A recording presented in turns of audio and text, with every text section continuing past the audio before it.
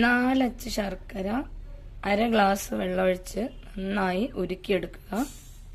ഉരുക്കി അരിച്ചെടുക്കുക. ചൂടായ ശർക്കരയിലേക്ക് 1/2 മുറി തേങ്ങ ചിരവിയത് ഇട്ട് കൊടുക്കുക.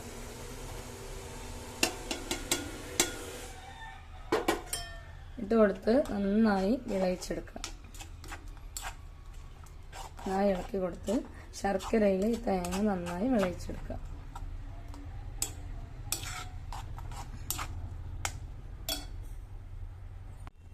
തേങ്ങ ഇട്ടതിന് ശേഷം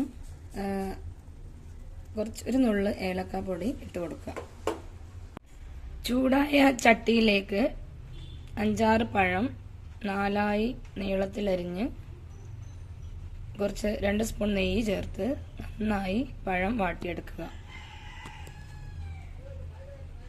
ചൂടായ നന്നായി വാട്ടിയെടുത്ത പഴത്തിലേക്ക് നമ്മുടെ ശർക്കര തേങ്ങ മിക്സ് ചേർത്ത് കൊടുത്ത് നന്നായി ഇളക്കി കൊടുക്കുക.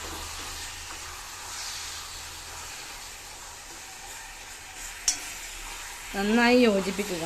നമ്മുടെ പഴവും ശർക്കരയുടെ തേങ്ങയുടെ മിക്സ് നന്നായി യോജിപ്പിക്കുക.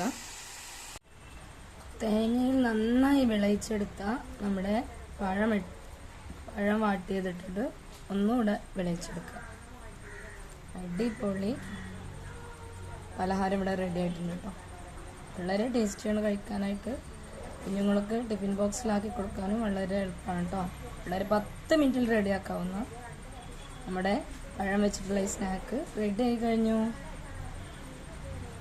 നല്ല ടേസ്റ്റാണ് കേട്ടോ. ഇഷ്ടപ്പെട്ടാൽ ഷെറീസ് വേൾഡ് ചാനൽ ഒന്ന് സബ്സ്ക്രൈബ് ചെയ്യണേ, ലൈക്ക് ചെയ്യണേ, ഓക്കെ, ഷെയർ ചെയ്യണേ. Thank you.